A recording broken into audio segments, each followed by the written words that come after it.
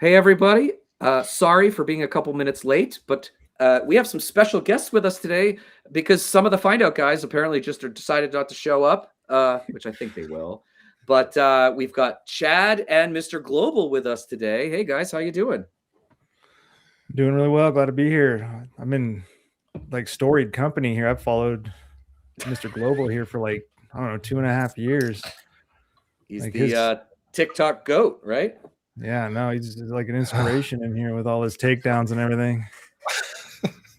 I was late because I was actually doing a takedown. Someone told me in my comment section that I needed to go talk to someone in the oil and gas industry.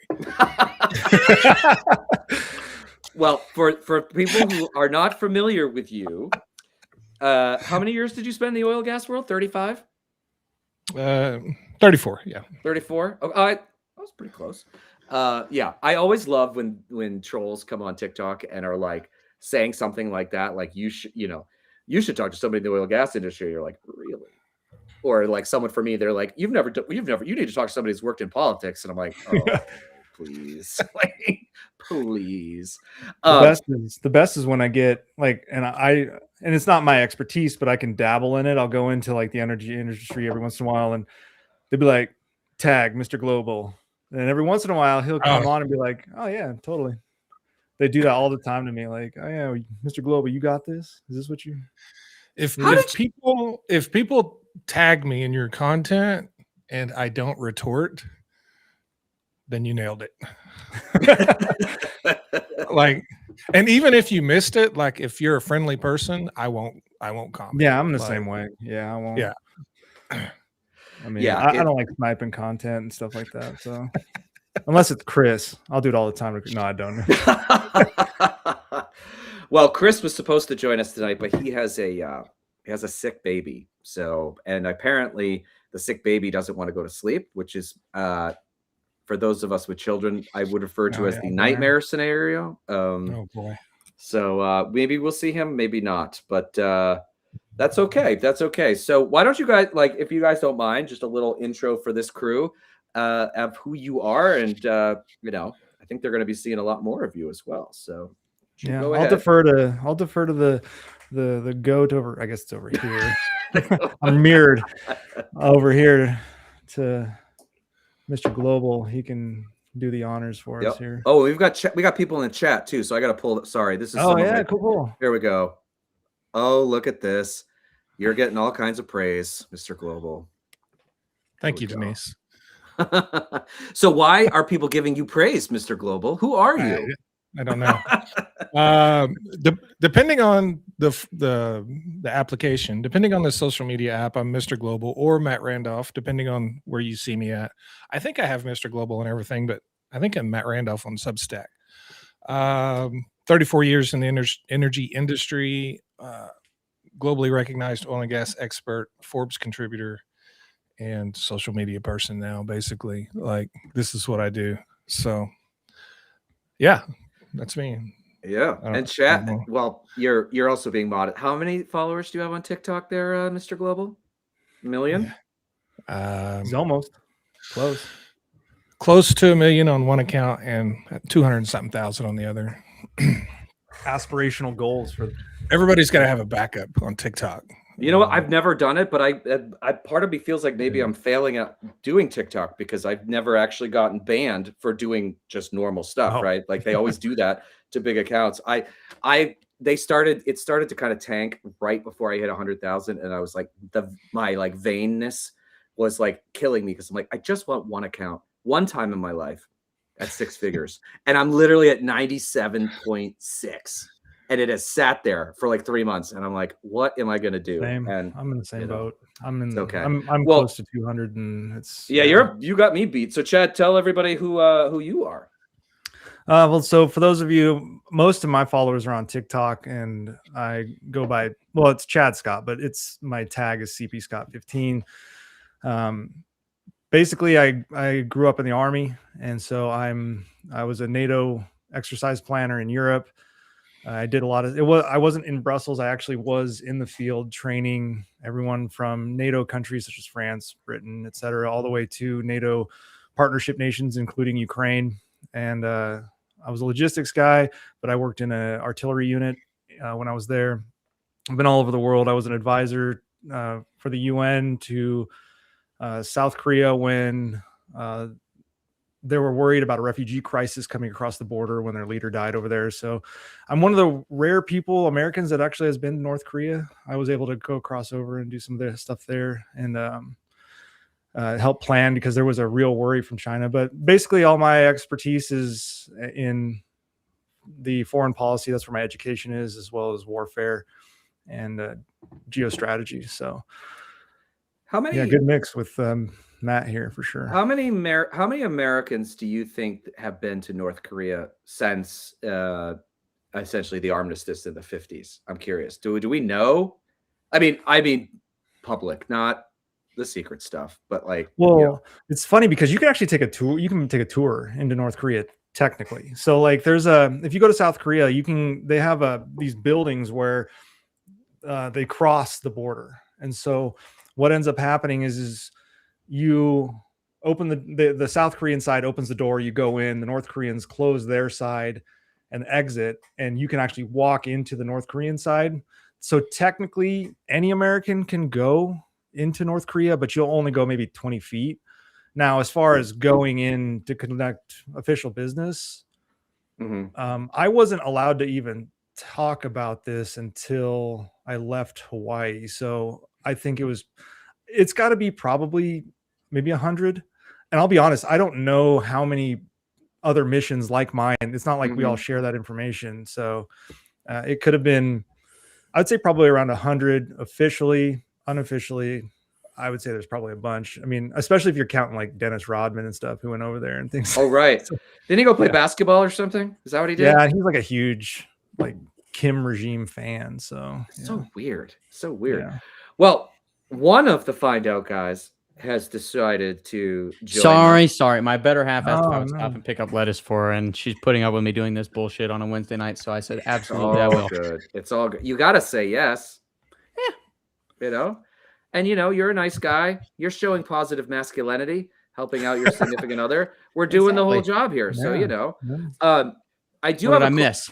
Well, you missed the fact that Chad is basically one of 100 Americans that we know about that has been to North Korea since the North Korean War, other than the tour. Crazy. The tour. Yeah, and that's pretty much it. And then all these Mr. Global fans over here. He's got a Paul beat. Oh, really? So I'm going to put Mr. Global on the spot because now he's got to live up to this, all this adulation that he's getting from these comments. So today it came out that Donald Trump has been going to U.S. oil companies, asking them if they will return to Venezuela if they are allowed. And apparently they have all said collectively, hell no. So my question to you is why? So that's sudden because I hadn't heard that. Yeah, it was this afternoon. I don't know if I read it in Playbook or where I saw this, but so why wouldn't they want to go? It is the most difficult oil to develop and extract. It's the cheapest. It holds the least value. It is not, and I'm just off the top of my head because I didn't know that he had asked these oil companies to do this. From an investment standpoint, it's a horrible return on your investment. Oh, really? It's not great. It's not good stuff. And a lot of them are heavily invested in Canada, which has a similar grade of oil, but Venezuela is actually worse. And is this tar sands or is it something else? I'm trying to pretend like I know what I'm talking about here. I don't know if I would call it tar sands. It's actually worse. It's actually worse than tar sands. The thing is, it's so corrosive. The oil is so corrosive in Venezuela that it destroys everything over time. Really? And for them to go back down there and start up operations to bring Venezuela back to 2 million barrels a day, I believe was their highest production ever. It would cost tens of billions of dollars just in infrastructure. Billions? They would have billions. Yeah. This is oil. We don't talk in millions. See, I don't know. I'm just There's a, no a millions in oil. political hack. I got the top lines. That's all I know. So It's just I mean, I honestly I could see someone going to Anwar before I could see him going to Venezuela, and I'm like, nobody's going to Anwar. which Trump talks about too, right? Like going in Anna, which for those of you who don't know, this one I do know because of my time at Interior. It's the Arctic National Wildlife Refuge, which I believe both Obama and Biden said no, off limits. And then Trump in between and then back again is saying yes. But it's very remote, right? That's also an expensive place to drill, right? Am I Anwar? right? Yeah. Oh, See, I'm we've stretching only how ever- much I know. We've only ever drilled one well there in history. Yeah. No, but I mean, like, it would be expensive to go do it, is what I'm saying. oh yeah, Yeah. Okay. minimum $10 billion just to start. Well, now you have piqued my interest because I did not know that there were different qualities of oil across the world. This shows you again what I know. So now I have to ask, if Venezuela is one of the worst, who's the best? To produce oil? You said their oil was bad. So who has the good oil? Oh, the best quality oil? Yeah. The United States. Oh, Really? Yeah. why is hands that? down. Why is that? So we produce what's called light sweet crude. Have you heard that? I have heard. Yeah. Sweet fruit. And- Yep. Mhm. And contrary to what you may have been told, we can refine it. It's actually the easiest oil in the world to refine because it's the most pure and you get the most product out of it. So a barrel of light sweet crude will give you more gas, more diesel, more jet fuel, more of everything than a barrel of heavy sour crude. And It's- a barrel it's- of heavy sour crude is Venezuelan, for example. Oh yeah, for sure. The heaviest. Yes. And sour. And so what does heavy mean in that? Like, is it a The content? viscosity of it, the density of it, Sure. the weight of it. So what is the sweet? So it's part physically then? heavy. Sweet is the sulfur content. So Oh. sour, if it's sour, it's very high in sulfur, which if you've ever smelled sulfur, it smells like rotten eggs. Yes, Right. I have smelled that. So back in the old days, they just called it sour because it smelled bad, Got it. and sweet because it really didn't have a smell. Right. That's really the only difference. Well, by the way, there is someone in the comments that does know what they're talking about. I don't know if you see them. The Stella Blue 123. Oh shit. Trump's getting going. Oh, see, he's just gonna talk bullshit about affordability, right? That there's no affordability That's what they crisis. said. Most likely. And that But he likes to rant. He'll go. I can off put on him up it. if you want. I heard Wait, he you was do going know how to do that? Yeah, I Let's heard he was just- going up at like, yeah. Let's just see Declare if it's war. okay. If it's too loud or whatever, no. But like if you want to put it on here, Yeah, we just can a second. react to it. I will While you're say doing one- Yeah, go ahead, Chad. Go ahead. Well, I think a lot of it also has to do with the geopolitical problems of Venezuela. U.S. oil companies will just avoid them mainly because the risks outweigh the rewards there. Right. They have a history of, under both Maduro and Hugo Chavez, they've nationalized Murders. American companies. More than Yeah. 50% of Oh. whom killed Oh, yeah, more here we than go. one person. No, that's cool. We can. This is what the Biden administration Can you hear was it? allowed to Yes, we happen to our can. country, He's not going to be able to talk for very long and because it he's going to can fall never be asleep. So allowed this to should be happen fast, right? again. Did y'all see We the have men playing in plaques that women's he put sports, under all the presidents transgender today? for everybody. Yeah. Yeah. What was that? I heard Climate someone talk about that. record. What was Crap. basically talking bad about all the other He presidents. said that Put plaques under their picture. Obama was the most divisive of all time and that Biden was the worst of all time. That's what the plaques say. Of the plaques, I think the worst though is when he went under Reagan and said Reagan loved Trump. Like, Which is not true. and it was just like, I don't know. Well, first of all, I think I think that with Nancy Reagan or somebody confirmed that Reagan did meet Trump, but didn't like. But no one in the '80s liked Donald Trump. Like, No one this is liked the him. thing, right? Like, no one liked him until, no one really likes him now, but like until 2016. Like I live in New York City. Like, the stories you hear about him screwing people, like everyone hated him. He used to call like the Post and the Daily News with fake voices to talk about Really? Trump, but it was Trump. Yeah, and they ate it up. That's how he got big. Was he was a tabloid king, and then he like cheated on all his wives, so that was big headlines. And he's a marketer. That's all he is. But Yeah, back to the. I don't know if we're going to talk the Trump thing. That's cool. We can definitely do that. no, go ahead with what you were saying before. Yeah. But I just because of their previous nationalization situation, and I think more of this stuff with the oil in Venezuela is one regime change. I don't know Right. why. Yeah, why are we doing that? Because, well, for the biggest reason is oil is the biggest reason. And the funny thing is unlike when it's like they're reusing the Cheney, Rumsfeld Bush playbook from 2003, where they're like weapons of mass destruction. But now instead of they're actually at one time, yes, Saddam Hussein did have chemical weapons, not at the time we were looking to go to war against them. But now we're just declaring drugs as weapons of mass destruction as a Trojan horse. And I think it's to get his buddies paid. I think Trump wants to get some of his oil company buddies paid. And he also wants a feather in his cap as a wartime president. Right. And then also it's the similar thing as the Peace Prize. If he can't get the Peace Prize, might as well win some wars to have that legacy. And a lot of some made up wars. Yeah. Yeah, and so a lot of it is these guys will a lot of the investment group lost money in Russia. When those sanctions hit Russia, a lot of investments went away pretty quickly across the board, and so now we're seeing them try to find a way to make up investments potentially in other countries such as Venezuela. And because Russia is a non-starter now, I mean, with the back and forth there, Venezuela becomes the easy target, and so we can plop our massive navy off the coast, and he could say we've surrounded them. And I'm like, they're land on three sides, but okay. And so and that's what it is. I think it's not fentanyl. Fentanyl doesn't come from Venezuela. No, it's Mexico, right? It comes from Mexico, and the ingredients and come also from China, right? And we won't dare blockade or conduct a naval siege of China and Mexico. It's just not going to happen. And so, yeah, we just see this.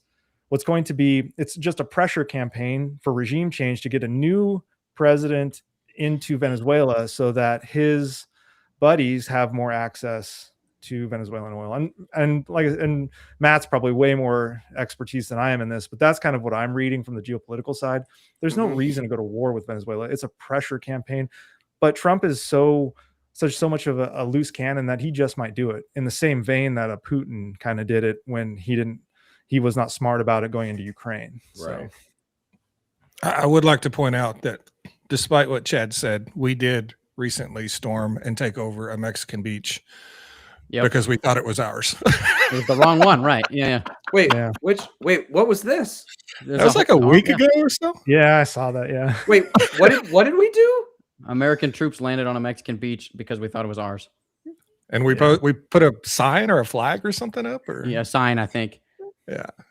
Like off of like where? Texas or California? Where did this happen? I don't know. God. It's a Mexican beach. The Mexicans showed up and said, "What are you doing on our beach?" And they left. I mean, I don't like they have federales or whatever it is. They were Probably like showed up and shared some beers. That's how the Mexicans are. They'll just be like, Hola? welcome party, let's go.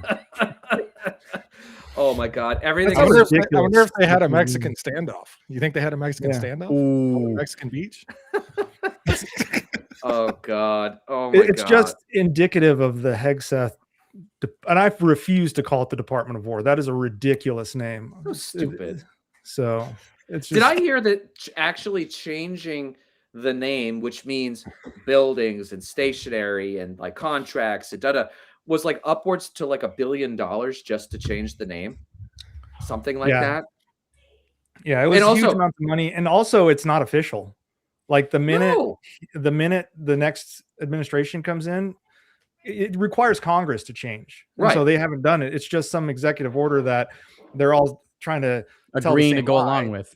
And then get everyone to go along with it. And so what happens is because that's your boss, you go along with your boss at this point. Right. They're all selling the same lie within the Defense Department, but it's the minute the next administration comes in, ostensibly, hopefully, a switch back to a more moderate or even a left-leaning administration, they're going to be like, no, just let's call it the Department of Defense. And unfortunately, we're going to have to go back and rechange everything. But officially, it's still the Department of Defense. There's no, just like, I mean, it's kind of on the same vein of the Gulf of America, just nonsense like that. So. Well, but like, I don't understand. I mean, everything is so stupid. It's like, there's not really, but he said he was the No New Wars president and is the president of peace.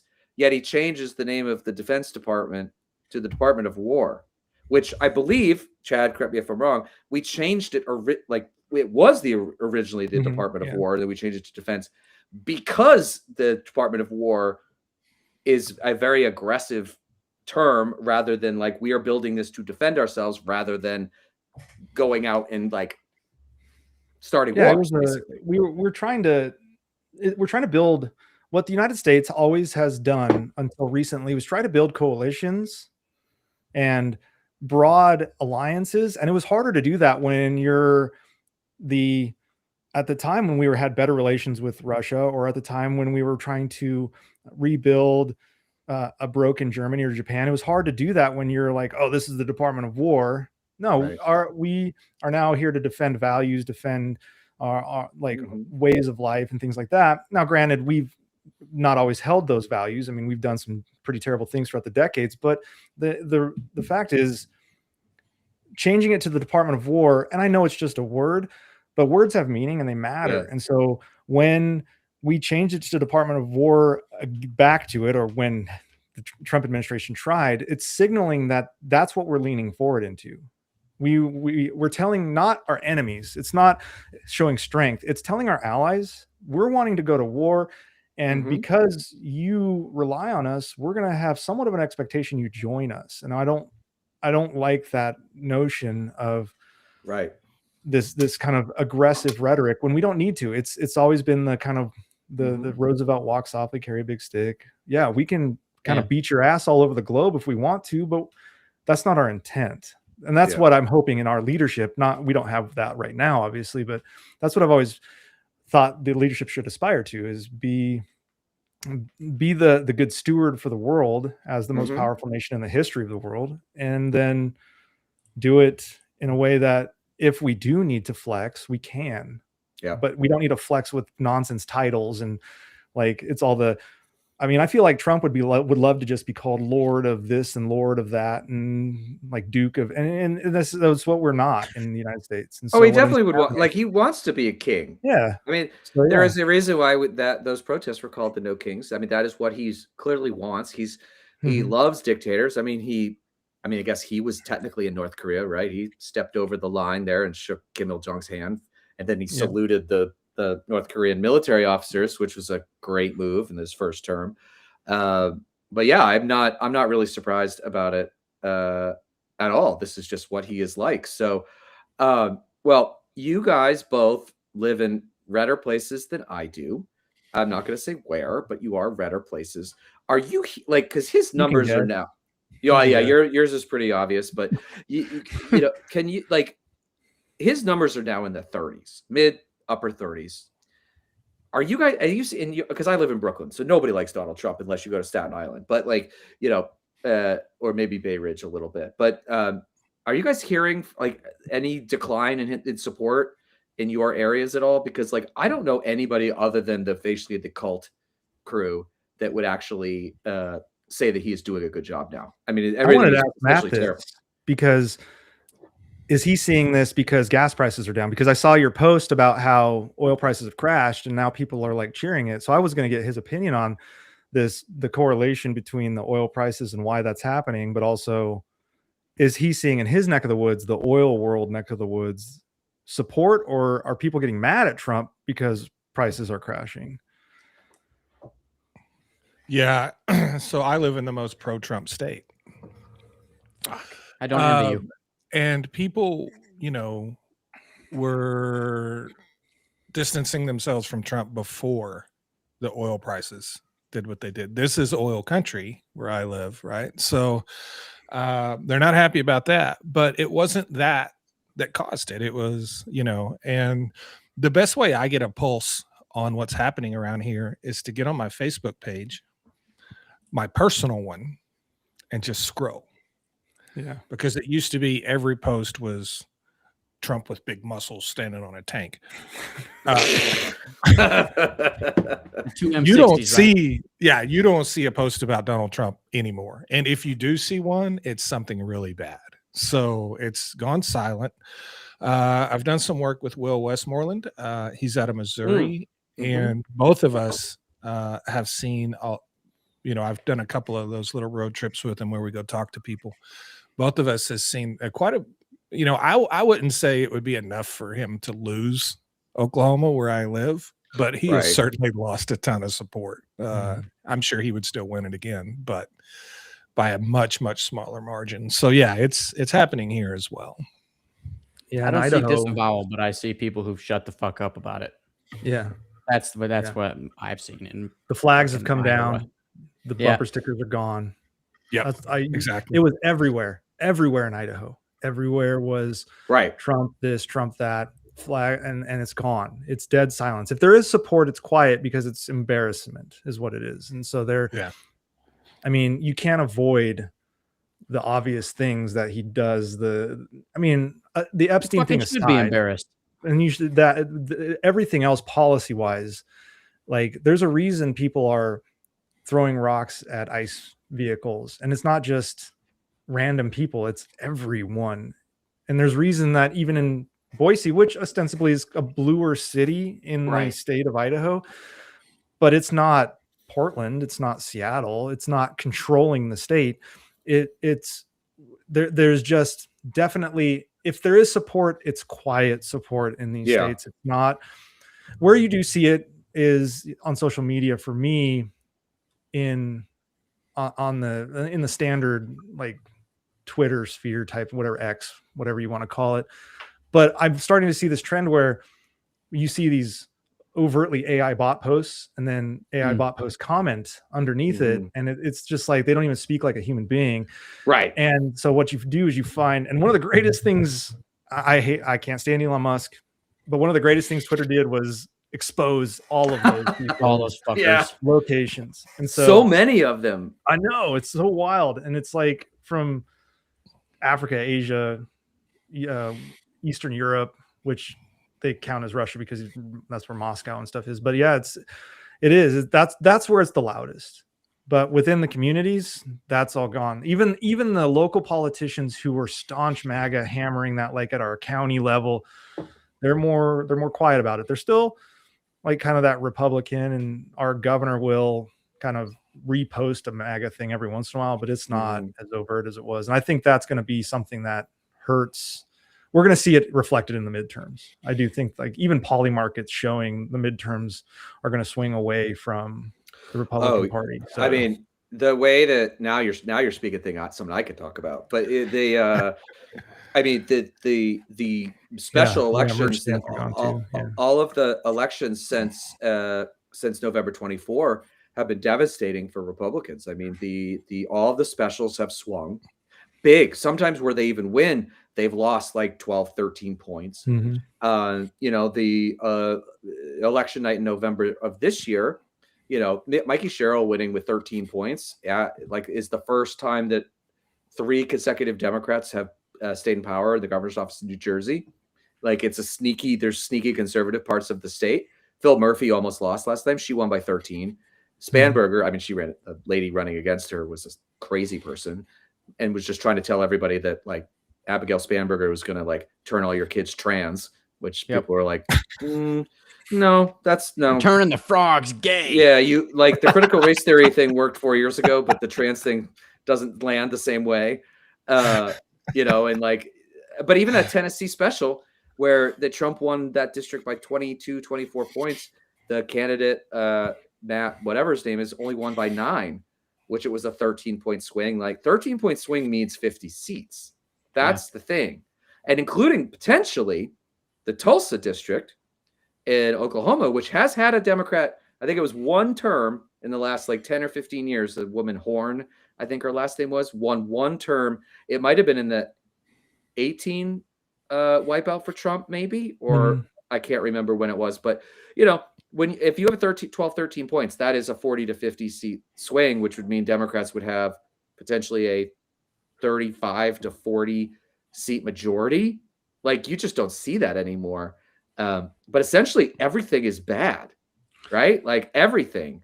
And it's all him doing it, right? We say that, but I want to point out this comment, I don't know if it's MS Monkey or Ms. Monkey, Like we can't just sit Oh yeah. on our laurels and assume that Trump's terribleness is going to lose him elections. And I think that that was a big problem that former Republican in a Republican state that we see the Democrat Party is going, well, Trump is so bad, people will obviously vote. But we need to, on our side of the aisle here, where we're leaning more Democrat and all us bearded bald guys that were in the military need to come out and say, no, we have to keep working to not allow this to happen, because he's still going to have a powerful political action committee arm. He's still going to have a lot of his, what I would call and I hate, it's kind of a broad hand wave, but elitist friends are going to try to keep him from being a lame duck. And if we just sit on our laurels of Trump terribleness, I think we still have a good outcome, but it's not the best outcome. You have to attract people. That's the only way you get 2 in a row. Yeah, exactly. Yeah. You have to attract them and follow through. That's how you get 2 in a row. Yeah. Yeah.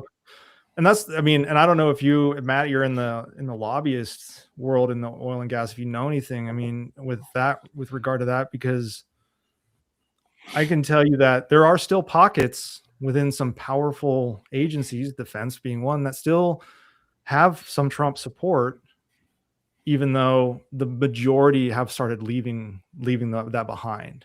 So yeah, I just don't want to sit on our laurels, essentially. No, that's 100% right. I mean, yeah, go ahead, Matt. I was kind of hoping Democrats would be quiet, honestly, or find new people to speak for them. I've been harping on there you go. Yeah. Well, Democratic messaging forever, and Democratic messaging drives me crazy because I always see these wins that are right there, but it's like they ignore them, and it drives me nuts. So, but I don't want to be negative towards them, but that's just how I feel. Their messaging is so bad. Like maybe this is a time to shut up. Like, well, do I have a segue? Do I have a segue? School us, mighty leader of the parties. Yes, but that's a perfect segue into what we all are building with Find Out Media and the Find Out podcast, which obviously is Luke and I and 3 other guys. We talked to Governor Janet Mills from Maine today. But I think this is a good moment, and I got approval to talk about this, so nobody get nervous. Chad and Mr. Global, what are you doing with us? I'll let Matt tell, unless you want me. It's up to you. did we settle on the title? Oh, I don't know. I think it was. I thought it was. Wasn't Did we? It's American Power? I thought that's what it was. Yeah, new podcast. Me and Chad here is going to be starting up soon. We're going to be talking how the way I envision it is how oil and gas and energy and geopolitics intersect. A great example of that was earlier when I talked about how oil companies don't want to go to Venezuela, and Chad came in and talked about the geopolitical risks of it, which I know a little bit of that, but Chad's like the Mr. Global of that, right? And so I think it's going to be great. I'm pretty excited. Honestly, the thing I'm most excited about is some of the guests we might get on, because I'm going to ask them, like, what were you thinking when you said this? Like, Yeah. I think we need to have a real honest conversation. And, Republicans have managed to sort of steal this macho image of, this alpha male, all this BS. It's bullshit. The whole thing is bullshit. And so I'm thinking that me and Chad can make some progress towards that. Yeah, I mean, I think it's going to be super informative is what it is. Yeah.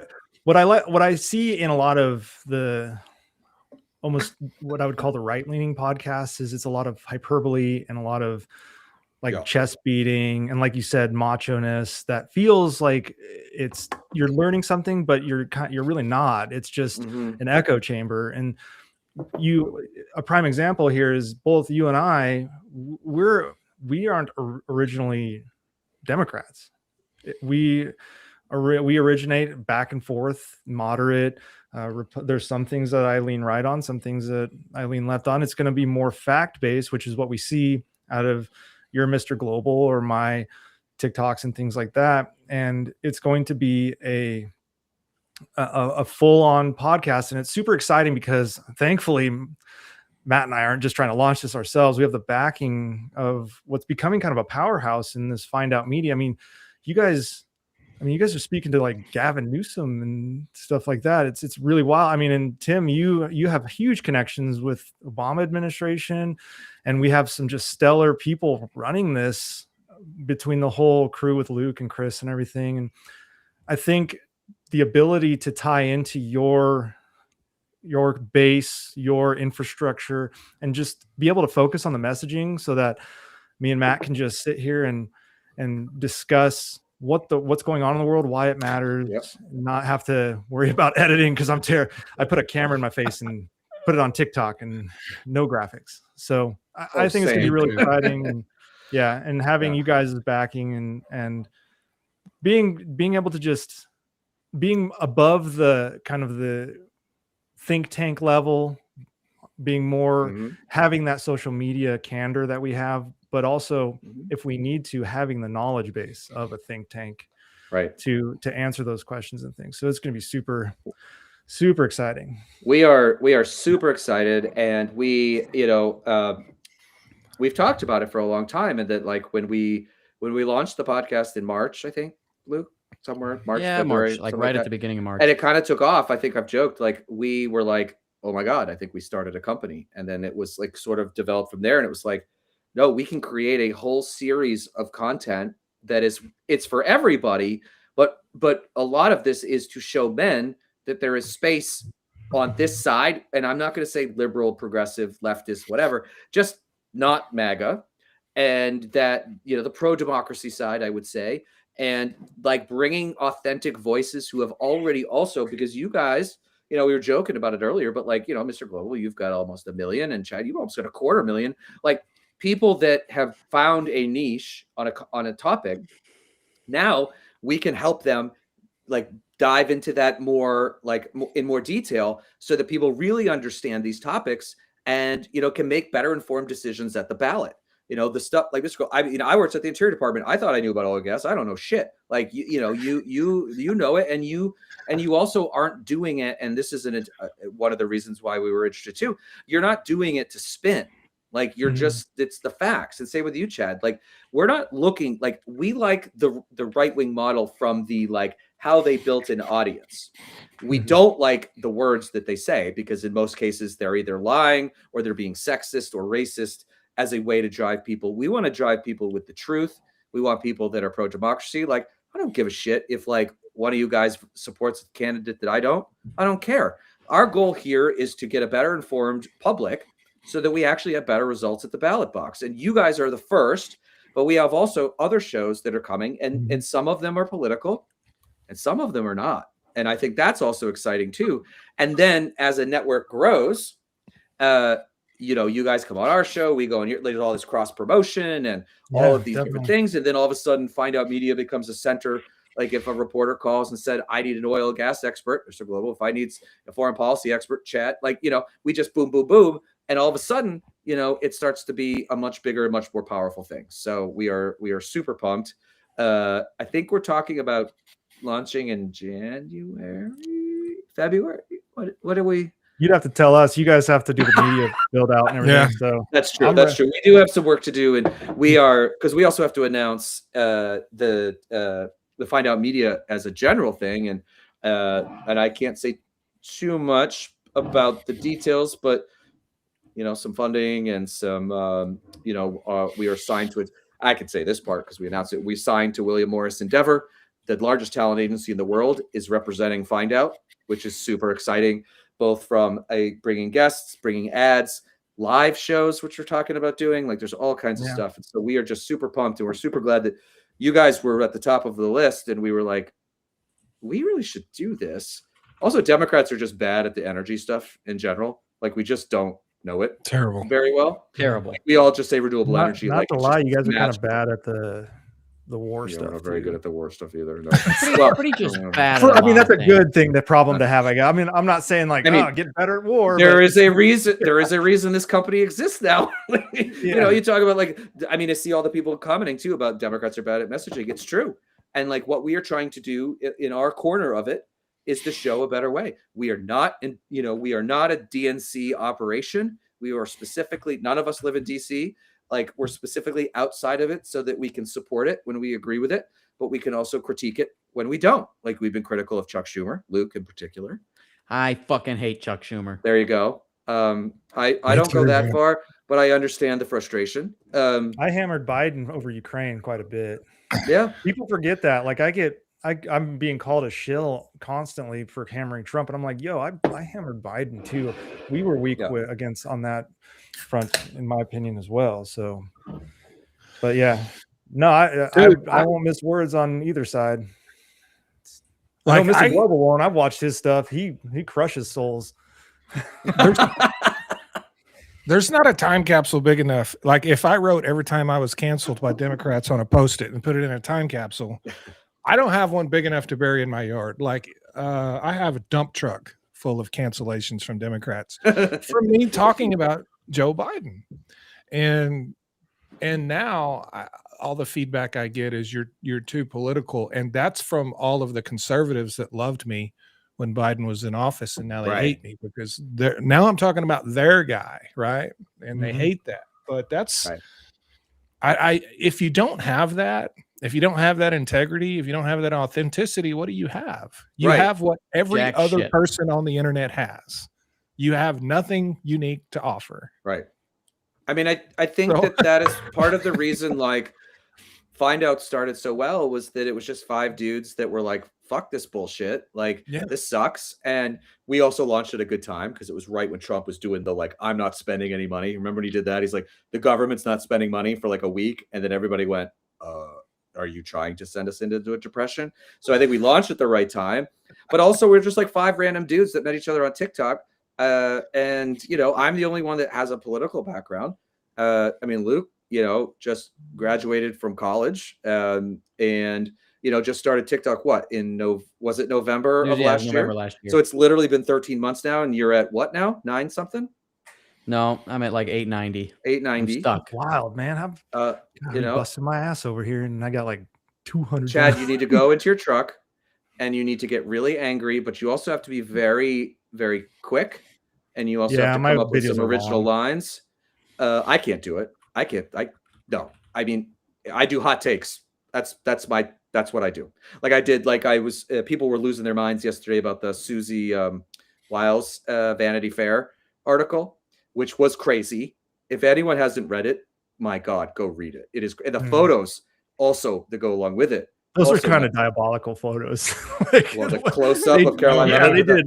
with They the did like Caroline Levitt dirty. lip with stuff. the- Like, oh yeah, well, all the photos you were dirt. Like someone showed. I saw this image of. I think it was just Susie against the fireplace, but they were like the photographer clearly didn't care because like on once there's 2 lamps on this fireplace, and one is set like it should be, and the other one's like tilted up. So like they weren't even like making sure the backdrop looked good or whatever. They were just like, go stand over there and we're gonna take a shitty photo of you and then we're gonna like roast you. But what I said, and I'm curious what people think, everyone was like, why is she torpedoing stuff? Why is she trying to save her? I actually think that she did that as a power move because she lets Donald Trump do whatever the hell he wants. So he loves her, right? And she makes sure his crazy shit gets done. First term, you know, there's Reince Priebus, who's like the Mr. Jello himself, sort of like, well, you can't, you know, blah, blah, blah, which was helpful for us. But like she's getting his shit done. So her going out there and like lighting up the rest of them, he doesn't give a shit that she did that. And now she's put them all on notice that like, I'm in charge. Don't try to go around me. I'm in charge. Because look, I'm still here. And Trump didn't say a goddamn thing about that interview because he knows that it's a distraction from the affordability and all this shit. Mhm. And like, I'm in charge, not you, Marco Rubio, not you, Caddy. What's that stupid cat? Dan Scavino, or like any of those other losers. Like, she's like, I guess I'm the queen of the shit hill, basically. And that actually did pretty well because most people were like, She's doing it on her way out. She's trying to protect herself. I don't think so. I think she did that solely to be like, I'm the boss, motherfuckers, not you. I don't know what everyone else thinks about that. But. I would agree. I can tell you, what are they going to say? The media finally told the truth about something, Right? I mean, her That doing could be a that. problem. If the only thing the administration says is fake news, and she goes to the media and says all this, which by the way, they're saying we have it all on tape. I don't give a shit what anyone says. Like they recorded all of it. Right. What are they going to say? The news isn't fake anymore. Like, Right. of course they're going to say fake news, and she didn't say that. Like Well, she shit, in played your comments, they're into. calling it AI.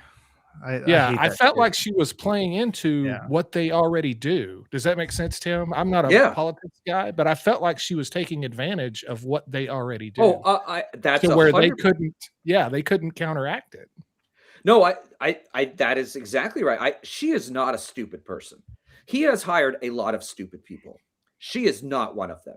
I Right. also didn't know that her dad was Pat Summerall, Yeah, the, that was the weird. NFL player and the horrible play-by-play. I did not like Summerall and John Madden, but I'm also a Patriots fan. And their first Super Bowl, Madden's like, they need to take a knee. They shouldn't drive leaving. down the field. I'm And I was done. like, are you fucking crazy? And then march down the field. Dynasty begins. Anyways, okay, I'll stop talking about that because also our dynasty. Tim, I think that was John Madden. No. It was Madden that said that, but Summerall Yeah. was his sidekick in that.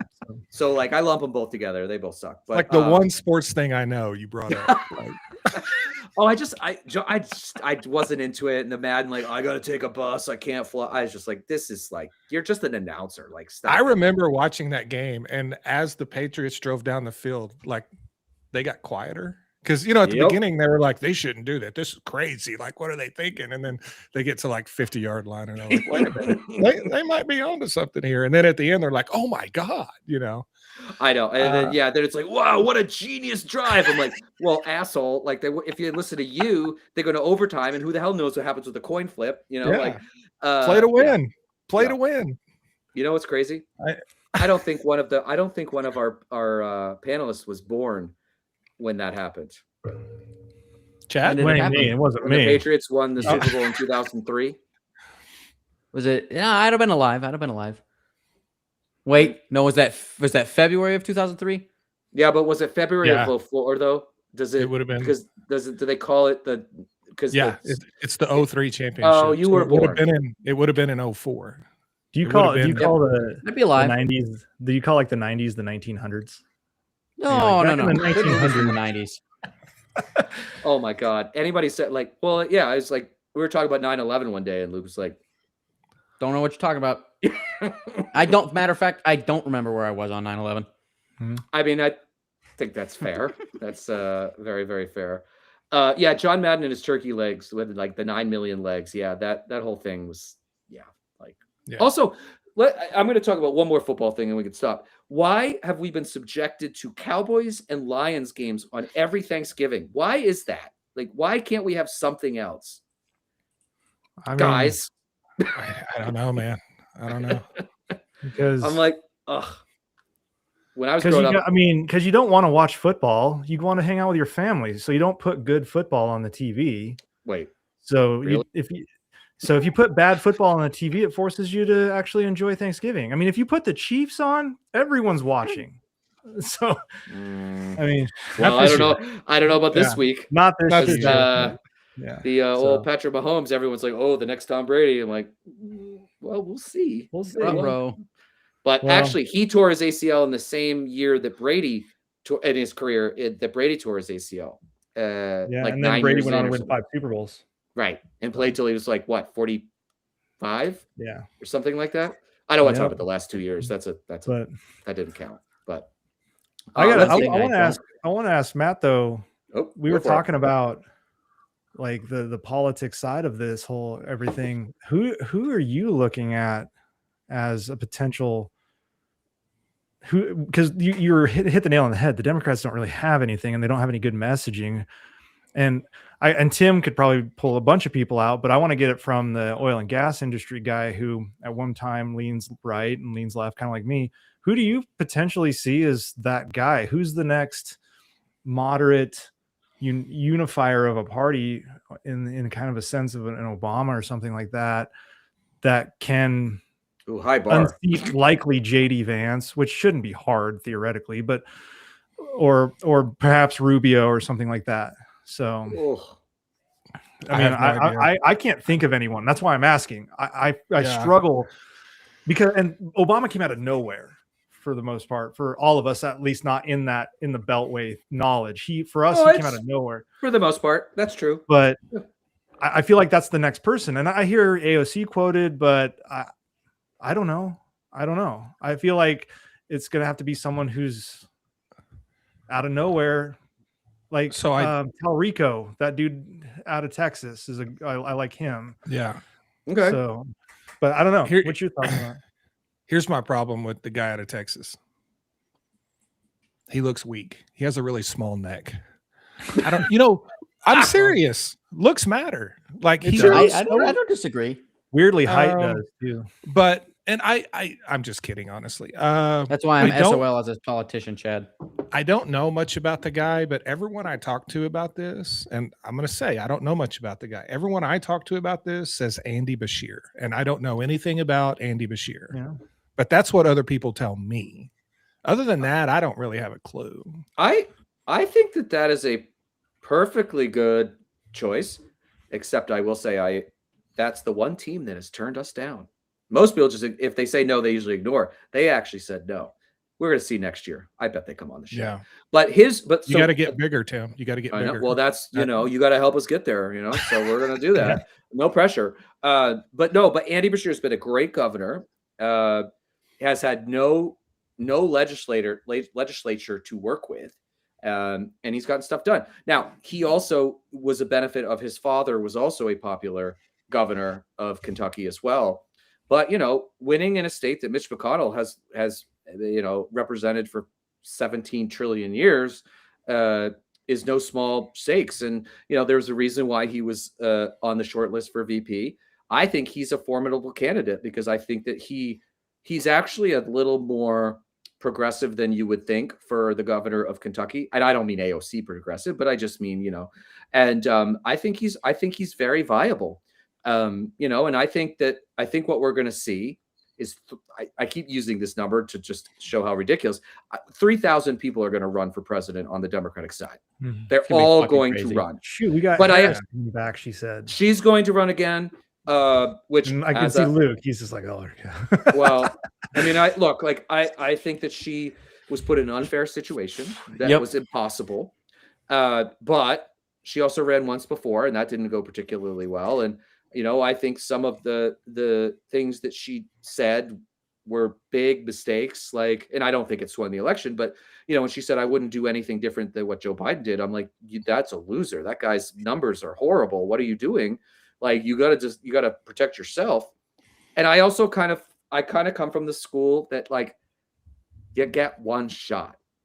And that's obviously Nixon had 2 shots and Biden actually ran like 5 times. But Yeah. generally speaking, I think you get one. Now she should run. I think she should run.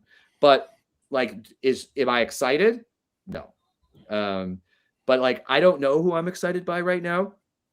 I think that Talarico I really like, but if he runs in that He's Senate new. race and He's he still new. loses, if he loses the primary in the Senate, he's not going to be the president. Yeah. He's not going to be What about- there's no way. There's just no way. But, What about Shapiro carrying Pennsylvania? Maybe.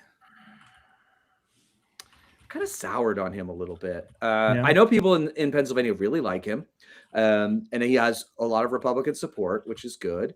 But I kind of want him really more out front, confronting Trump. And I really don't feel like he's been the guy. The one that if you had told me this a year ago, I would have said you'd had 25 beers before you said it. So just bear with me. Gavin Newsom has surprised me. He really has. I'm not saying that he should be the candidate, but of all of the people who have come out and tried to fight Trump, he's the only one that's really done it the right way, which is mockery. That doesn't mean he'd be a good president. That doesn't mean he would win a presidential, but he is stronger than I thought he would be. I mean, even on our show, which he came on, because we did the Yes on 50 live fundraiser for him and helped raise like $750,000 for that. So he came on, and like even when Luke joked and was like, "Why are you so shitty at Fortnite?" Which is basically what he basically said. Why was there no money in the budget for a Fortnite coach? Like he just handles these things so well, Yeah. and it's such a media environment. But again, that doesn't mean that he's the right person. But I don't know who I don't really have a lot of like, yes, absolutely, that person should do it. My I don't know. concern with Newsom is I think people are exhausted from that Trump style. And Yeah. yes, he's doing it as an act. It's not necessarily who he really is, but I think he creates a path by basically bulldozing the MAGA path out of the way by being the left's Trump version with his rhetoric and his tweets and things. I don't think that gets him across the finish line. And the problem is I was just in San Francisco a couple days ago, and it was a beautiful city. I loved it. It was a lot, but people in my state, people I guarantee in Oklahoma, California is baggage. Yeah. And so I worry about that. I was thinking one of the ones I was thinking of, and he's kind of currently and he's not a front runner by any means. He's not even really in the discussion that I can see, but he's in the news, is Mark Kelly. Yeah. And maybe it's a military guy bias, but I think he at least is definitively in the running for Secretary of Defense in the future. Like, I think he is absolutely what would be needed to undo the mess that Hegseth created. And he's a fighter too. He fights from his foxhole, so to speak. He uses that kind of military. I have the chops. I've been to space. I've been to war. Like, how are you going to question me as a purple-haired liberal? You know what I mean? Right. And so I think that kind of, he may not be the primary on the ticket, but if whoever it is comes out and says, yeah, VP him or put him on defense, I think that's a multiplier. I really like Mark Kelly, and I like him for a lot of reasons. One, I mean, he's an astronaut. That's just like the coolest shit ever. Fighter pilot, right? In the Navy, Air Force, Navy. And honestly has become more progressive over the years. But the thing that really, just from a personality perspective, was like how he handled the Gabby Giffords, his wife, shooting. Yeah. And he retired. He stuck with her. Like, imagine Donald Trump, what he would have done if he had a wife that had that happen. He would have been gone in 2 seconds. And he literally was like, I'm done. I'm taking care of my wife. And I think that Trump has brought a moral bankruptness to this country and sort of made it acceptable in some circles. And I think we need some of that back. Now, he's a little more moderate than I would generally go for, but I like how we responded to that horrible bullshit that Trump was like, he should be tried for treason and he should be, court-martialed and all that stupid shit because he said, don't follow illegal orders. Yeah. When he knew about the Venezuela, bombing, boat bombing. So he knew that there was bad shit going on. And everyone's like, why would he do that? It's like, this is why. So I mean, I'm going to support the Democrat no matter what. And I'm going to go to the mat for them. But he's VP, definitely, Secretary of Defense, definitely. But president, maybe too. I said the thing about Newsom because I underestimated him, but that doesn't necessarily mean that that's necessarily who I want. I think Newsom definitely has a place as one of the top, probably 2 or 3 in the final running. My worry is the California baggage, which I think is misguided. I like California. I mean, it's not, and Smart people do. One of the reddest of red state. And I mean, I think I'm second only to Oklahoma where Matt's at. And I think but I worry that when I travel all over the country and the world, they're like, yeah, but California. And I'm like, well, have you actually been to California? It's not that bad. So, I mean, it's also the 5th largest economy in the world. I don't know. Or 4th, 5th, 4th, if it was its own. Well, Luke, who do you like?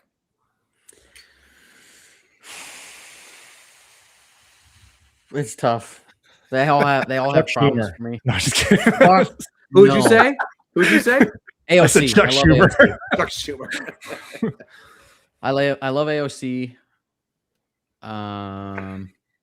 If Bernie were 30 years younger, I would like Bernie. Okay. But AOC is my pick. AOC is your pick. Yep. And she has a chance. I think she's actually realized she has a chance and is becoming a bit more moderate herself to try to position herself. But what does Matt think of AOC though? Because she's like Satan in Oklahoma. I can tell you she's Satan in Idaho for sure. So I don't have a problem with AOC. I just don't think she can win. Yeah. I think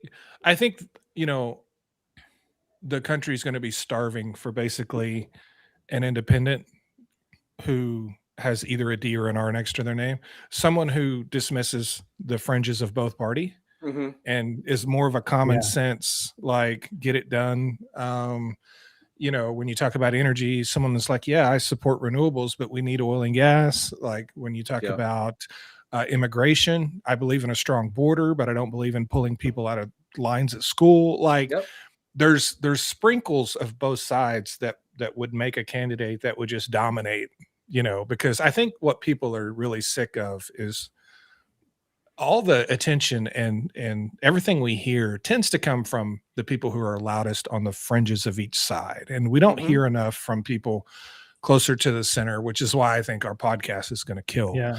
But I think that person, and that person could be Mark Kelly. I don't have a grasp of his policies as far as, but whoever that is that does that, I think can win. And unfortunately, your past matters. Yep.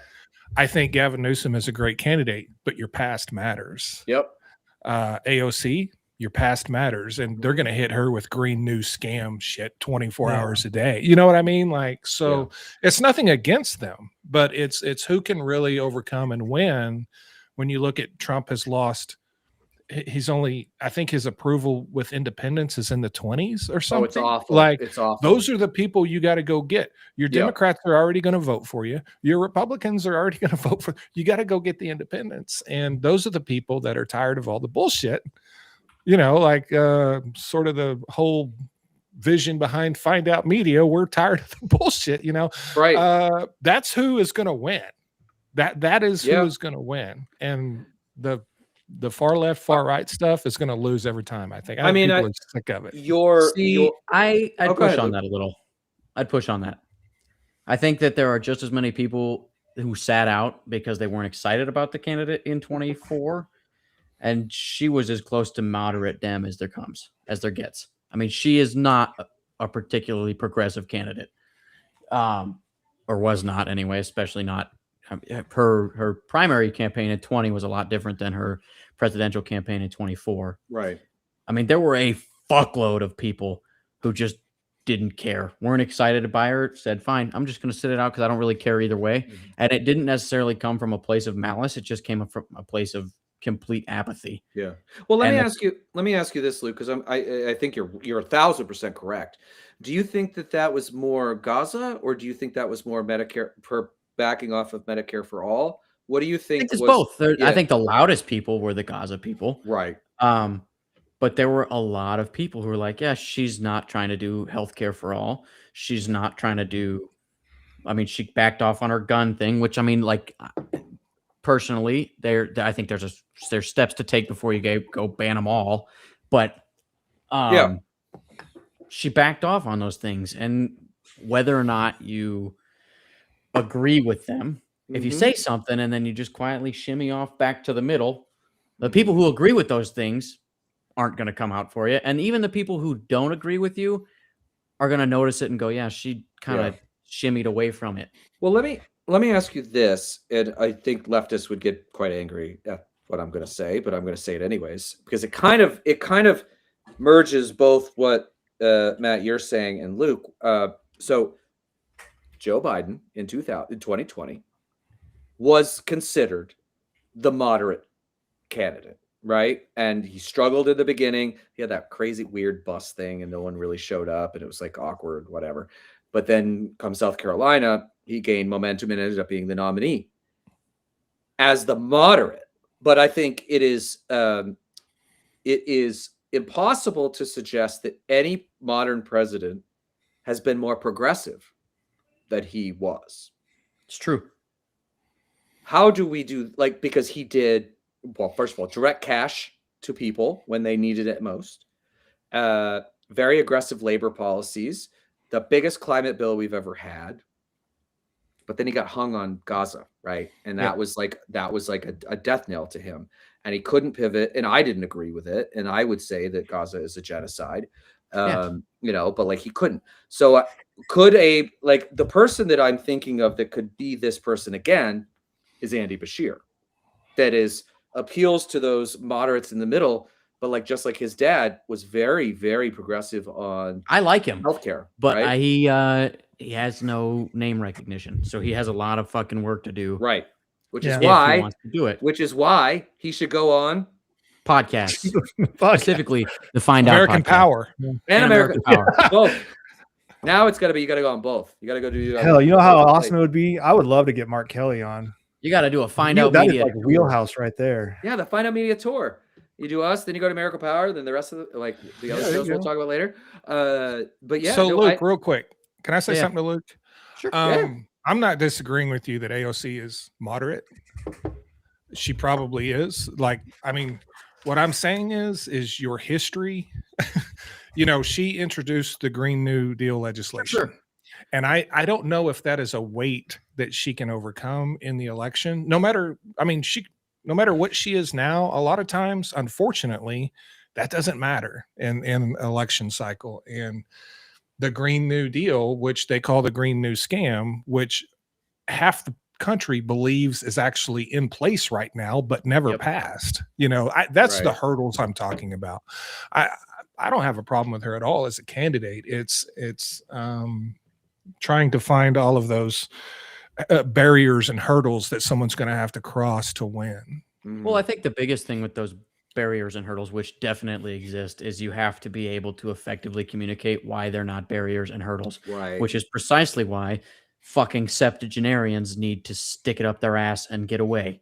Because if you can't, if a reporter can come up to you and ask you a question and you sit there and you give your same campaign bullshit, you are not authentic and people smell it from a mile away. Well, I think it's obvious, and this Dylan in the comments has said the same thing. Like, I don't think Joe Biden loses the election if he can effectively communicate all of the policy wins that he had, because he did. I would argue, and I was in the Obama administration, I would argue in his 4 years, he got more consequential stuff done than Barack Obama did, but he couldn't communicate it, right? He just can't. He just couldn't. He's too old. And like the stutter, you know, he's had a lifelong stutter. And like, as he got older, it was harder to manage. And also, like, I mean, 80 is old in any instance, but like, you know, Luke, we talked to Janet Mills today, who is 77. And I think all of us would agree. First of all, I still think that's too old, but like, but she is not an old 77 like Biden was an old 80, right? Like, it's a completely different thing. And I think it killed him because he couldn't. And then obviously the debate was just like the end. But my concern yeah. is perception becomes reality. And I'm kind of in the same vein. I don't mind AOC. My problem is, and I went to her rally with Bernie. He came to Boise and had a massive turnout at the Ford Idaho Center, sold out the stadium. But she's attached to Bernie, and I don't think Bernie's electable. I think a lot of what Bernie has been saying for decades is coming to fruition as things that will have to happen. Single payer, universal, whatever you want to call it, healthcare, that's going to have to happen. It's going to, I mean, we are being pushed out of our jobs and things like that due to technology and things. And people will say, well, technology creates jobs. We're starting to see the bell curve shift now to where it's starting to not. And so things like that if that's the messaging, especially on the coattails of what we're about to see with the Affordable Care Act lapsing, that's where you can kind of get in. But the problem is the communist label is still effective for a lot of moderates in this country. So when you want to try to win a Georgia, or you want to try to win Ohio or something like that, that unfortunately continues to matter. And whether that reality, and like you said, she moved moderate, and I saw it too. I think she did as well.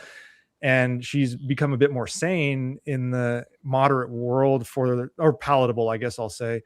But unfortunately, she's still going to be seen as a Bernie person. And as much as you like Bernie, the majority of the country he tried several times. I just don't think they're even now are ready for someone like that. And yeah, so yeah, the interesting thing about Bernie, and like I was I'll fully admit I was a Hillary Biden. Well, I was actually a Hillary Elizabeth Warren Biden person, but I think that the big thing that he did was put Medicare for all on the map, right? And he showed that there was an interest, and it's great to hear, former Republicans like yourself saying like this needs to happen, because I agree. I mean, with these ACA tax credits expiring, people are seeing premiums going like up 100, 200, 300%.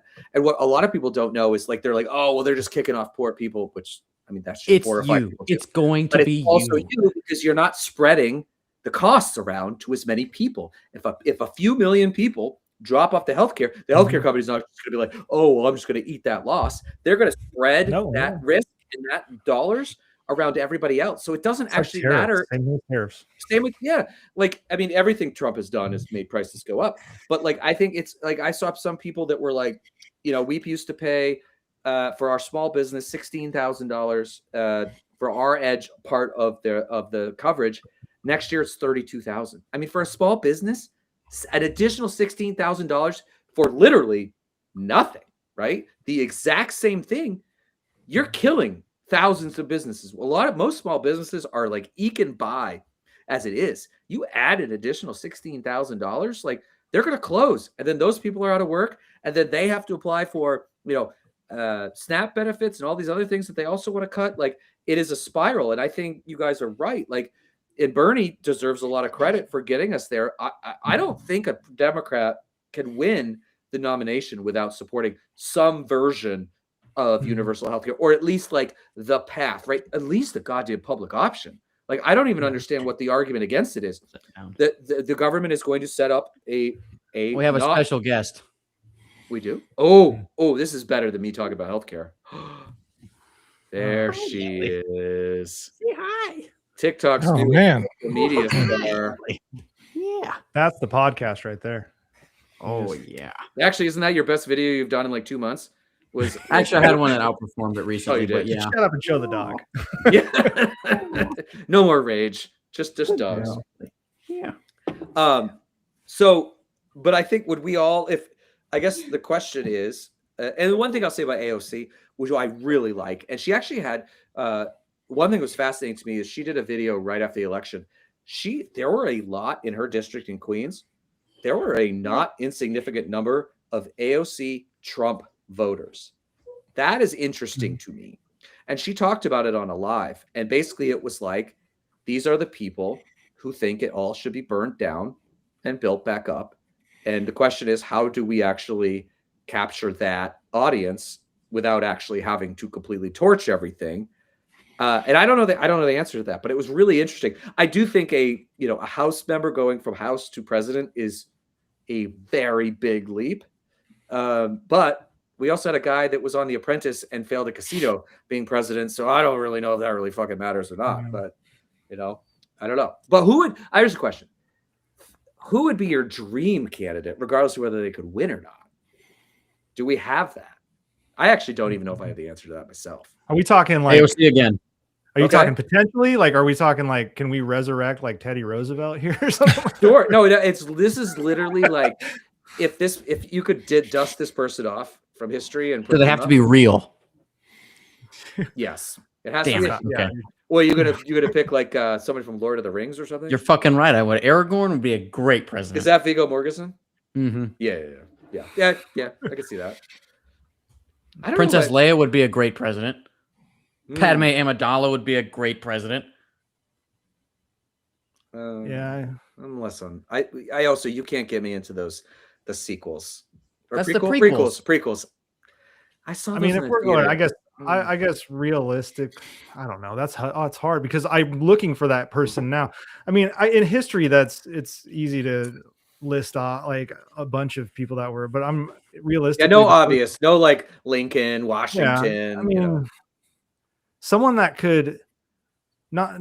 I'm looking at someone that could not only. I wouldn't want to say just come in and do the opposite of Trump. Like, that's what I kind of look for, but I don't want it to be that's the platform. I want sanity and a reason for what we're doing, and just if I was going to pick a fictional character, it would have probably been the dude. What's his name? He played from the Newsroom. Jeff Bridges' character. Yeah, Jeff Bridges. Yeah, I would say I've always thought that I liked him a lot in that, but that's kind of Betty White. Someone said Betty White. Sorry, Dolly Parton. Yeah, I mean, and so it's just one of those where I don't know. Who is that type of person today that can't? I mean, and we have the elephant in the room is they have to be able to win. Like we can all say, yeah, Ted Lasso would be a great president. He ain't winning elections or something like that. Yeah. They got to have a dog in them a bit. And unfortunately, anyone running for president has to be a little bit of a narcissist. And that's something we just have to be, right? We have to admit that. So I think, Michelle Obama wouldn't be too bad. Yeah, I could give that one a go. But the problem is she said so many times that she doesn't want to do interest. No interest. So, she barely didn't want her husband to run. Yeah, and so that's what ends up happening is we're left with the best people that we want to run are always the people that don't want to run. And so what we're left with is, I don't know. I for a long time I was like Buttigieg was a big one for me. I liked him. There was, I've really taken a shine to Mark Kelly, like I said. Yeah. I don't know. I'm to the point where we need to win first. I'm sick of the moral high ground. Yeah. Where I can't even. This is such a damnation of where we are. I can't even get you to name a fantasy candidate because you're. I just want to win. Yeah. Jon Stewart would be good. I like Jon Stewart. Yeah, my problem with the non-politicians, and it's the same. This is again the flack coming out, so you have to just deal with it. But it's the same thing as when people were like, "We just need an MBA president, a CEO." No. I have an MBA. My answer to that is we've had two. We've had two. George W. Bush and Donald Trump. How's that gone? And the answer is bad in both cases, because being a CEO of a company is all about extracting as many profits you can for your shareholders. And being president of the United States is the opposite. So why are we saying, there's leadership qualities, right? Like I understand some of this, but when I saw like Howard Schultz run, I was like, Jesus Christ, like what the hell? When he was like, I'm going to run as an independent, I'm like, you are a fucking idiot. Like, what are you doing? And then it flamed out because it was so dumb. And it was like the same with Michael Bloomberg, who I actually worked for when I was at Everytown. I was like, please don't run for president. Please don't run for president. He gets into one debate and Elizabeth Warren destroys him in 3 seconds and it's over. And he spent like $150 million. And like she walks in and she like looks at him and says like 10 seconds of words and it's over. And I'm like, no, and Chad, you're exactly right.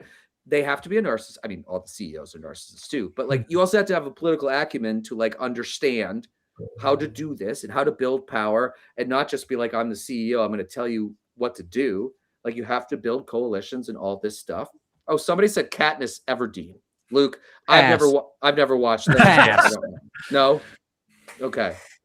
Let's see who else. Someone said Ro Khanna. I don't know what I feel about that. Too close to the tech world, I think. But again, House members, I like governors, senators. I don't actually know who my dream candidate. I said this. Like, I worked for Barack Obama. I would need him to be more progressive now than he ended up being.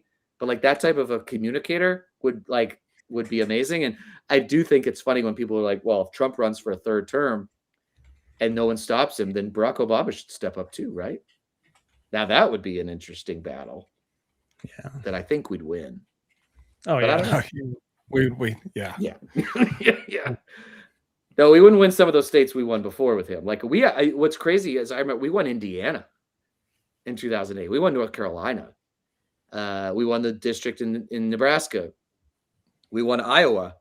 In Virginia at the time was like a hard one. Somebody said, who was the D senator in Montana? Oh, you're talking about John Tester. John Tester, who I played basketball against once. And by the way, his left hand is this. He doesn't have the middle fingers. Wow. He just has 2 fingers on one hand. and the five fingers. I'll tell this story because it's a funny one. So we had a basketball court at Interior, and my first boss was Ken Salazar, who was Attorney General in Colorado. Then he was a senator in Colorado, and then he became Interior Secretary in the Obama administration. Somehow I became his basketball like consigliere. I'd get called into his office. I'm like, oh my God, what is this? And it was like, who's playing tonight? I'm like, oh.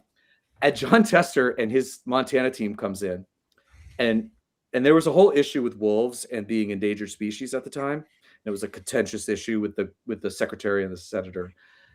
Tester rolls in and Salazar's already on the court. He starts calling, like doing wolf sounds to him. And I'm like, oh my God, what is going on here? And then I ended up guarding Tester a few times. The dude's 300 pounds. I ran What are into you that guarding then? He was by height. I don't know. Like, this is not the NBA, Luke. Like, it's a bunch of political people who are shitty at basketball playing with each other. I have a question. Yeah. Was this on Obama's $400 million basketball court? Here we go. Shots fired. I have played on the White House basketball court, and I promise you that thing is not The 400. former White House. Oh, basketball court, I know. I know. They tell Yeah. it, but like, there's not even lights on that thing because we had to cancel. We canceled because of darkness. We played for like 30 minutes. It was like, it's dark. We got to go. So I don't know where that 400 million went, but yeah, no, that was a tennis court that they turned into a basketball court. But I have a feeling that didn't cost $400 million. But yeah, no. I mean, the 400 million was under the birth certificate, right? Like It was the Yep, full clearly. upgrade, wasn't it? Yeah, of the White House. and then he's demolished. The funny part is he's demolished the East Wing, and that $250 million renovation is now like, actually it's 400 million. He called it 400 million. Mm-hmm. I Oh, gotta- what do people think about JB Pritzker? Someone mentioned that. He's all right. No. He's a billionaire. I don't No, love him. He's a billionaire. Yeah. yeah, no. I'm anti-billionaire. Eat the rich. gotta- I'm for it. I got a kind of a question that might frame it a little better. Instead of like fictional characters, what leader of another country would you want that's currently leading or alive at least? Like, so like Angela Merkel might count. I don't know. Who of another country would you like leading the US? And I think that's an incredibly difficult question because we're such a different beast. Right. But I don't know. I mean, I would love to say something like, and this is me shilling as a Ukraine guy, Zelensky, but he's got baggage. Even as great yeah, as there's some stuff there. even right? as Like, great as he is as a wartime leader for Ukraine, he's got a lot of domestic baggage. So I mean, the corruption is pretty bad, right? Yeah, I mean, it's hard to pick a European leader because they're so independently hegemonic within their own worlds. Like the UK is the UK, Germany is Germany, and so That's a great. I've never thought of this before. What about the lady from Mexico? I do like her. that's a solid one right there. There you go. Yeah, I like you got a her. win right off the bat. That's no fun. Thanks.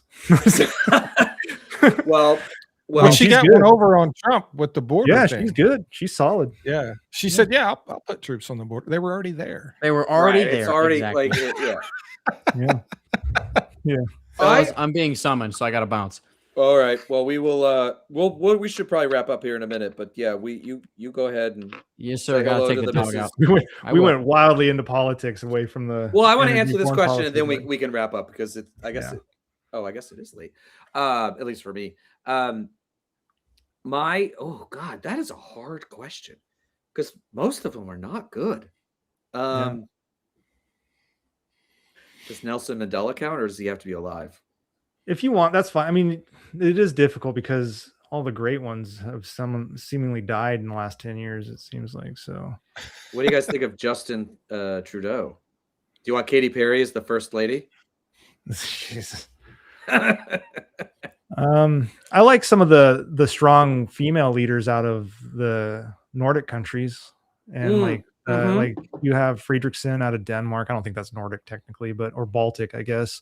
I think that's a solid one. I mean, it's hard to you can't overcome Matt's pick. That was a good one. So she's Wait, Matt, solid. who did you say? Oh, the Mexico. Yeah. I mean, that is a good one. Scheinbaum, is that her name? Steinbaum. Yeah. Is that Actually, it? and first Jewish president. I didn't want to Mexico, get I it think. wrong. That's why I didn't say her name. Yeah. I mean, Oh, you Jacinda can't- Ardern.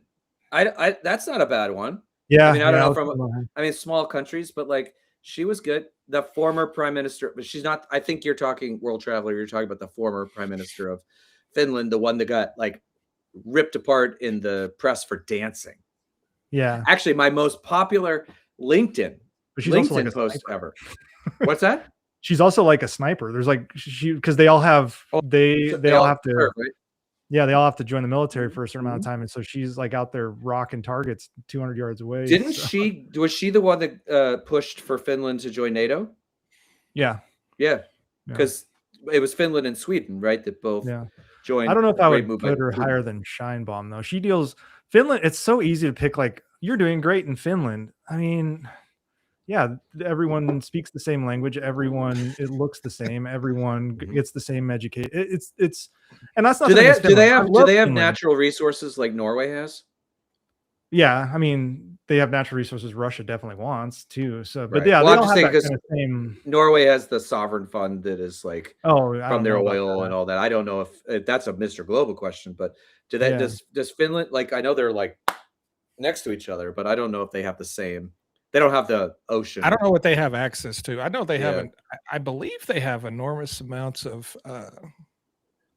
hydroelectric power. Yeah. For some reason, I was thinking about that, but small population don't need a lot of resources, Right. So yeah, it's tougher. It's easy to run a country like that. I think that's why I like leaned into Matt's pick a little bit because I think Mexico's a bit more difficult. I think the U.S. and this isn't to say like our presidents are always the best, but I think the U.S. is probably one of the, if not the most difficult country in the world to run. So, I would say that we are by far the toughest. Yeah. I mean, yeah, just from like the diversity and the size. I mean, like, honestly, Oklahoma and Brooklyn could like be different countries, right? Like it's just such a different world. Anytime I've gone to the middle of the country, I have friends in Kansas and in Missouri, I'd be like, where the hell am I? Like, what is this? Like, I just, I'm a coastal person, and the guy in the bubble that Saturday Night Live joked about Brooklyn being in the bubble. Like, we don't have the same. It's just very different. Or I went to California, which our values are the same, but like, I get on a train to go to JFK and it's 18 degrees and I land in 80-degree weather and I'm like, where the hell am I? Like, what is this? So I think that we are the hardest because, I mean, Russia would be if it was a democracy, but as a dictatorship, he still struggles, but when I was in France, there was these, and bless their hearts, they were just the most amazing people over there. This girl was a teenager. She's like, I'm graduating and I want to go to the United States and I'm going to fly to New York. And then like 3 days later, I'm going to Miami. And I'm like, whoa, okay. That's like, you're going to spend a day getting to Miami. So you're going to not enjoy that trip. Like they would be shocked because I lived in Germany and I'm like, I'm driving to Paris. They're like, you're driving? I'm like, yeah, it's only like 7 hours away. So I was like, I live in Idaho. The next big city is 7 hours from me. So like, it's kind of fascinating. So I just, Matt, I think Matt, like, nailed it with the first one. And now we're just like trying to scrape up some other people that might be, I mean, Angela Merkel, like probably a little. Ursula von der Leyen. She's not bad as the EU president. So, and she's got to manage diversity there, but I tell you, one country we don't want any leaders from, France. Yeah. Did Sarkozy went to jail, right? Yeah, Sarkozy. I feel like a lot of them end up going to jail. So. I know. Yeah, I was like, why would you want to be president of France? You're gonna end up in prison.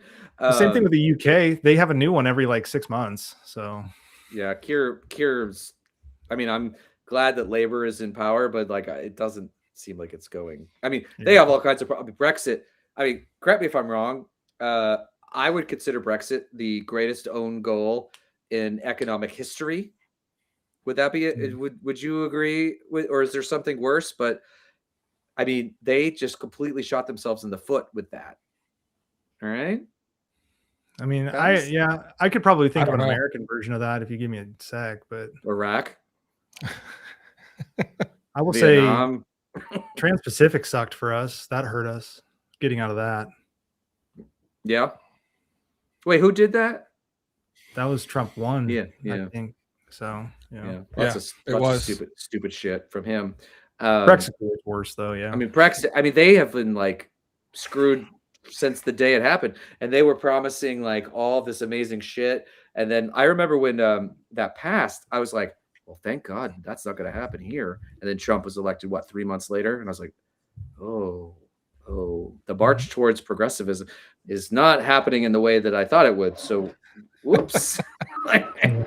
Whoops. Well, guys, I think that we've gone for an hour and a half.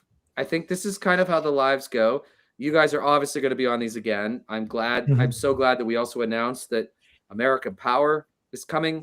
And I would just recommend that you check out wearefindout.com, which is the Find Out Media website, just the very beginnings of one. NAFTA. Yeah, that was probably a good one. Yeah, too. NAFTA. Yeah, that was a Bill Clinton one, right? Yeah. Yeah. That Trump pulled out of too. Yeah. That one. But anyways, guys, I'm so excited that we're all in this together and that we are trying to basically save this country from falling up completely off the cliff. We're like hanging, right? Like we're the action star, like hanging on the edge right now. But I think we're going to pull ourselves up. And if all these people who are listening are with us, yes, our wonderful moderator, behind the scenes guy, who you both know, but is behind the scenes, is putting that up. So people should check that out. But in January, I think we're going to probably announce at least another 3 or 4 shows with you guys. And we're also building an app where everyone can get this information without algorithms. There's all kinds of great stuff coming. So thank you, everybody, for listening. And everybody go follow Chad and Matt on all of the socials, but TikTok in particular. I wish there were 2,500 people in here that I could encourage to go follow me so I could finally hit the 100,000. But I think I'm just going to have to scrape there. This is like first world problems, if you've ever heard them, right? Like, it's like, oh my God, I don't, but let's see. Mr. Global is going to need an oil rig with his face on it for merch. Oh, we haven't talked about merch with you guys yet. We definitely should do that because we have a merch store, which now everyone's going to roll their eyes because now I have to do the pitch. If you want to buy our merch, you can go to findoutpodcast.com. Or if you want to get a membership, you can go to findoutpodcast.substack.com. And once we get American Power set up, we'll be able to set up those memberships and all that fun stuff. So thank you, Roger. Thank you, Daniel, Can, all these people. Thank you very much. Thank you guys for joining us tonight. This has been fun. Get some sleep. And we'll be back soon. Yeah, definitely. Have a good one. Thanks, guys. We'll talk soon. Thanks, guys. All right. Have a good one. Let's see if I can.